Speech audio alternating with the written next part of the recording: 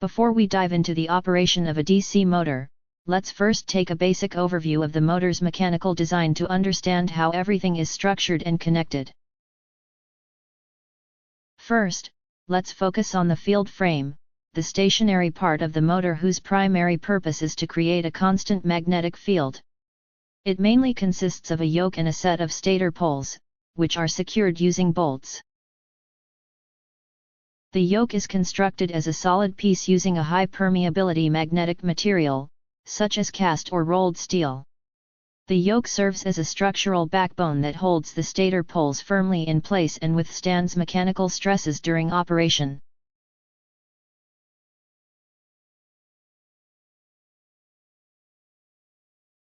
The yoke plays a crucial role of completing the field's magnetic circuit while also serving as a sturdy backbone that holds the field.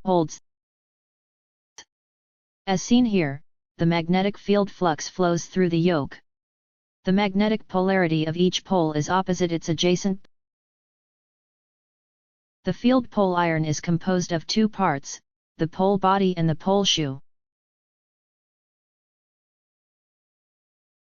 The pole body is the central section that carries the field winding, while the pole shoe is a wider section at the end that spreads the magnetic flux over a larger area of the armature. This helps create a more uniform magnetic field and reduces localized magnetic saturation.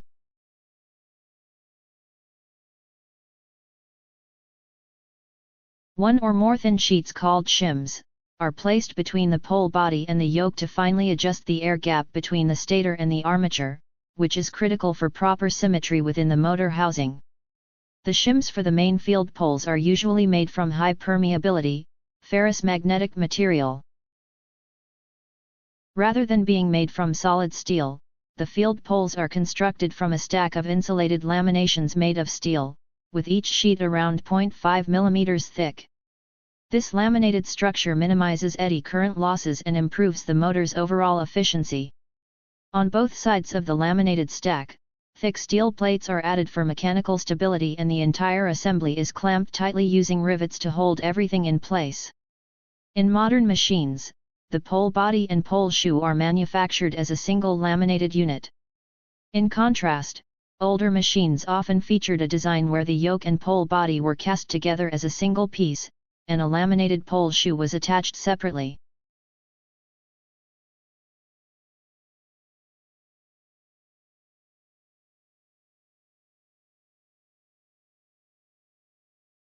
To support the winding both mechanically and electrically, an insulated structure is used. This structure, sometimes called the bobbin, holds the coil in place, maintains its shape, and helps absorb mechanical stresses during operation. The coils are made using copper conductors and insulated with a varnish coating to prevent short circuits between turns.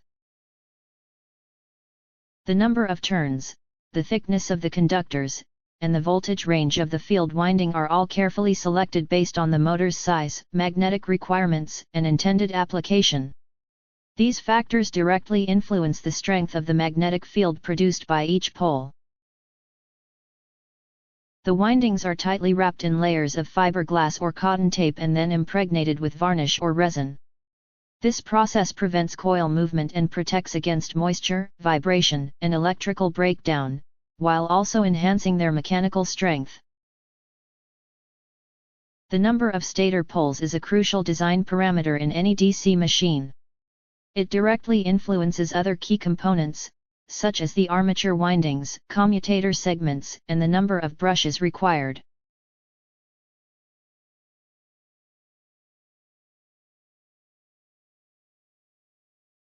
The stator poles are connected in series and arranged in such a way that their magnetic polarity alternates. This alternating polarity is crucial for maintaining a continuous interaction with the rotating armature. Series connection ensures that the same current flows through each pole, resulting in a balanced and uniform magnetic field throughout the motor.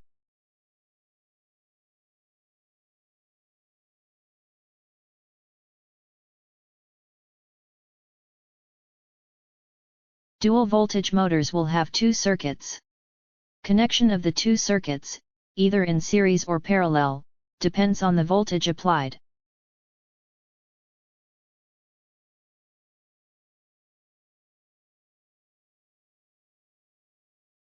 Here the two circuits are identified by the two colors.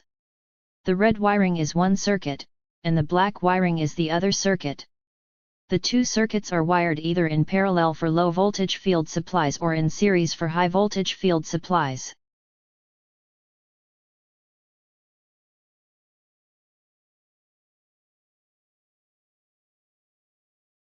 For better visibility, we are showing only one of the two circuits. Notice the circuit is connected to every other field pole. And here is the other circuit connecting the other field poles. If either of these circuits were left disconnected, the motor would not function properly.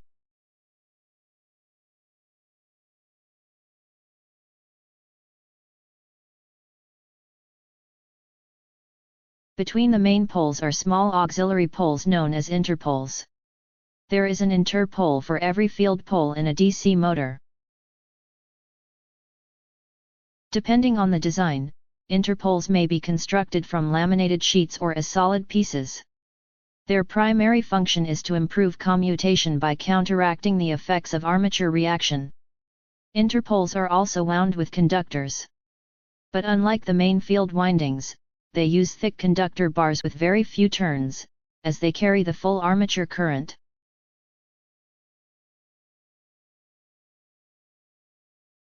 Components are the winding, the bobbin, and pole core. And yes, these two have shims that adjust the air gap and magnetic strength delivered to counter the distortion of the main field flux caused by armature reactance.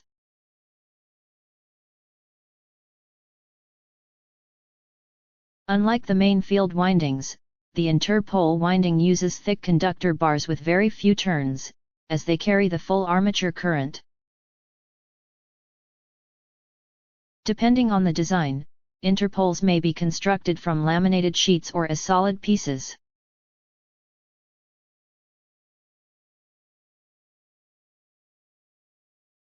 Another important feature in higher power DC motors is the addition of compensating windings.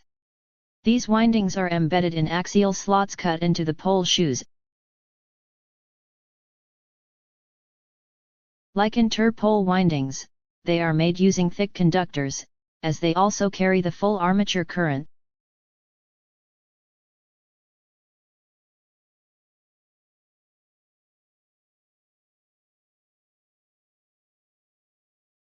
Interpoles and compensating windings are connected in series with the armature to ensure their magnetic effect varies proportionally with load.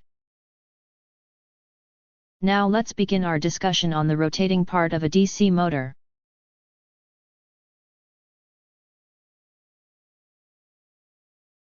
Earlier, we discussed how the interaction of magnetic fields is the fundamental principle behind the operation of all electric motors.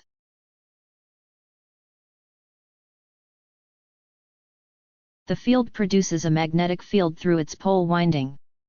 Similarly, the rotor, also known as armature, has its own windings, called armature windings. When current flows through these windings, the rotor generates its own magnetic field. This armature winding's magnetic field interacts with the stationary field. This interaction produces the torque that drives the rotor into rotation.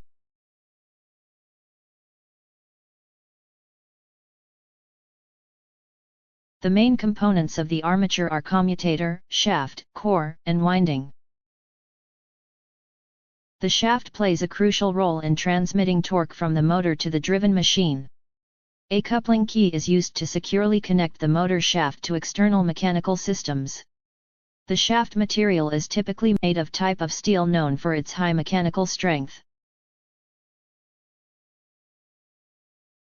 The armature core is one of the most critical components of a DC motor.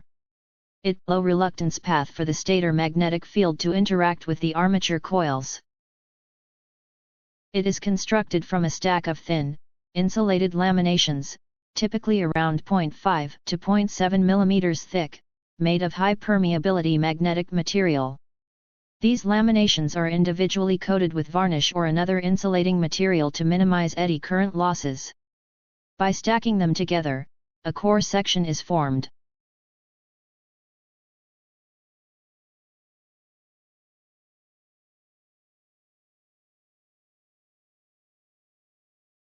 Complete armature core is consisting of multiple such sections, with each section separated by ventilation ducts. These ventilation ducts are formed by spot welding vent spacers to the end laminations of each core section. The entire assembly of core sections is securely clamped using clamping discs and long bolts, ensuring mechanical stability under high rotational and magnetic forces. The ventilation ducts play a crucial role in allowing air to circulate through the rotor, helping to maintain safe operating temperatures during continuous or heavy-duty operation. The U-shaped sections around the outer circumference of the core are known as armature slots. When there is enough room, slot liner material is inserted into the slots. Slot liner is made from Nomex material. Armature windings are carefully placed within these slots, enabling them to interact directly with the stator's magnetic field and generate torque.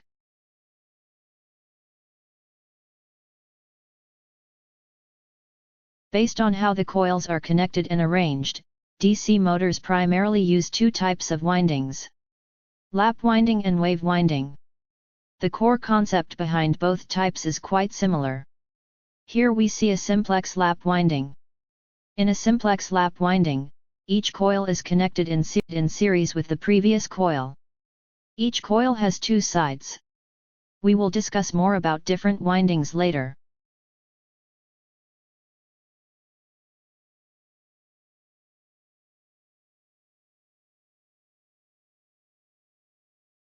To help hold the armature coils in place during operation, there are wedges known as top sticks installed into every slot. Armature coils are made using thick conductors and have fewer turns compared to the field windings, since they carry much higher current. Each armature coil consists of two main parts: the coil sides, also called conductor bundles, which lie within the slots, and the overhangs, which are the portions of the coil that extend outside the slots. The overhangs of the armature coils are mechanically supported by structures welded to the clamping disc. Each armature coil is shaped precisely, allowing it to fit perfectly within the armature slots. The support rings are electrically insulated.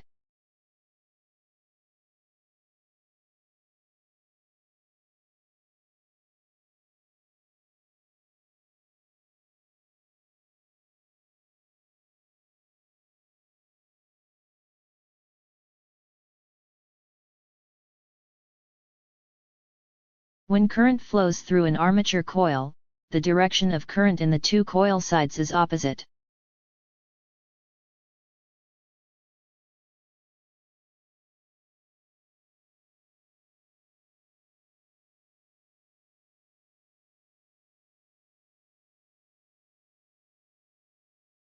A rotating magnetic field is produced around the current-carrying conductor.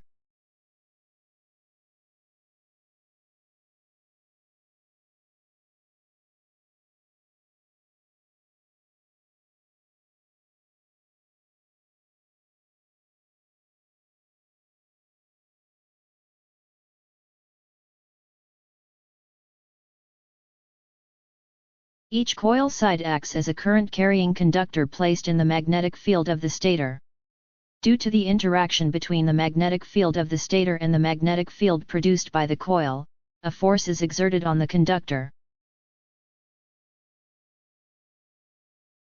The two sides of the coil carry current in opposite directions, and each side is placed under stator poles of opposite polarity. Fleming's left-hand rule is used to determine the direction of the force acting on a current-carrying conductor placed in a magnetic field. The armature coil sides act as the conductors, while the magnetic field produced by the stator serves as the external field.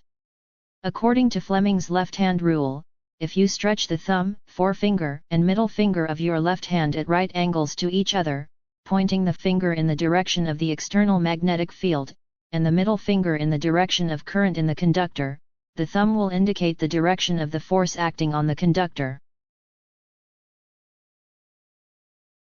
Current in the left coil side is away from viewer, flux direction is down, therefore the force on this coil side is right to left. Current in the right coil side is toward the viewer, flux direction is up, therefore the force on this coil side is also right to left. As a result, the forces on both coil sides act in the same rotational direction, causing the rotor to turn in one direction.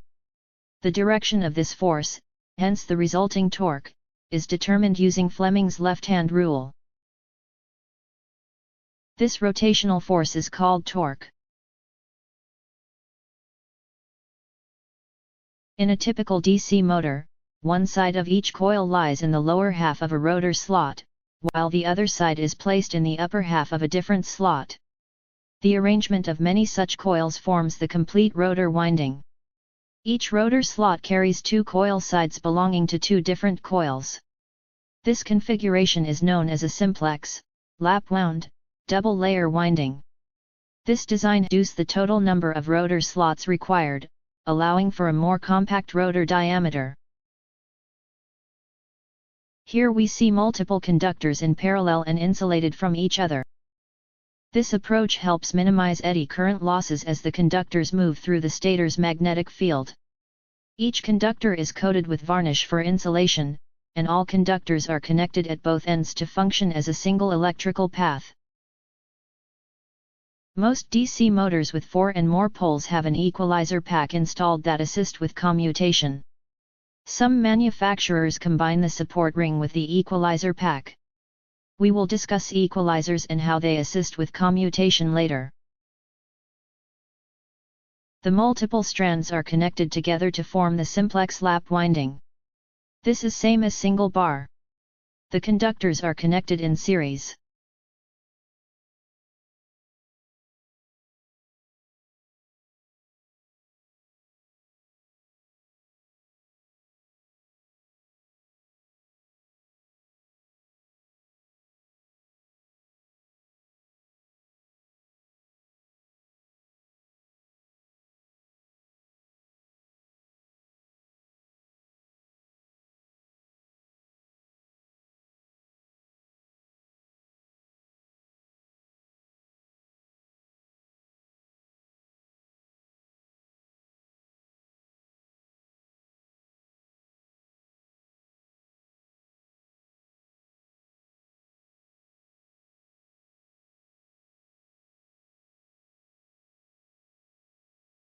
Electrical power is supplied to the rotor windings through the commutator and brushes, which maintain continuous electrical contact with the rotating coils and ensure smooth operation of the motor.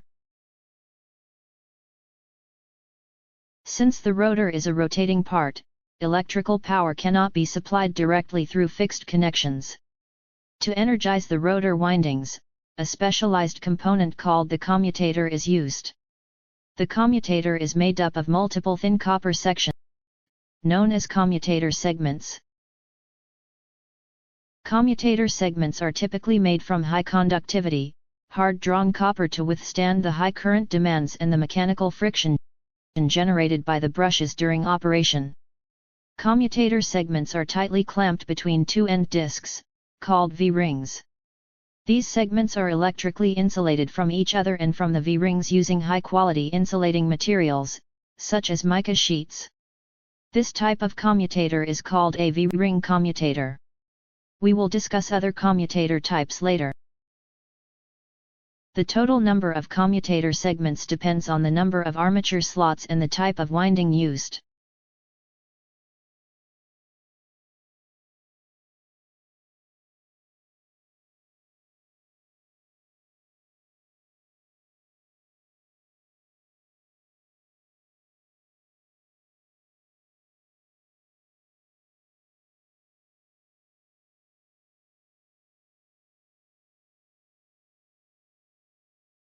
For a simplex lap winding, the number of commutator segments is equal to the number of rotor slots. Because the commutator has a much smaller diameter than the armature, risers, which are conductive bars, are used to connect the commutator segments to the coil ends.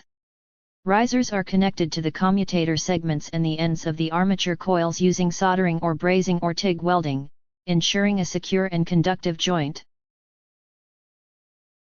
Electrical energy from the external power source is supplied to the commutator using carbon or graphite brushes. The position and performance of these brushes are critical to the proper functioning of a DC motor. Exact specification and material of the brushes depend on several factors, including motor speed, operating voltage, and the physical dimensions of the commutator segments. Most industrial DC motors use brushes made of graphite-based materials, which offers good conductivity and wear resistance. Brushes are held in place by brush holders, which maintain their position against the rotating commutator. A phosphor bronze spring is used to apply consistent pressure on the brush, ensuring firm and reliable contact with the commutator surface. Brushes are mounted on brush arms, and multiple brushes can be installed on a single arm. To establish a flexible electrical connection between the brush and brush arm, twisted copper flexible conductors are embedded into the brush during manufacturing. This not only increases the total contact area but also helps distribute the current, reducing wear and heat generation. In lap winding configurations, the number of brush arms is typically equal to the number of stator poles. Internal wiring and jumpers supply electrical power to the brush arms.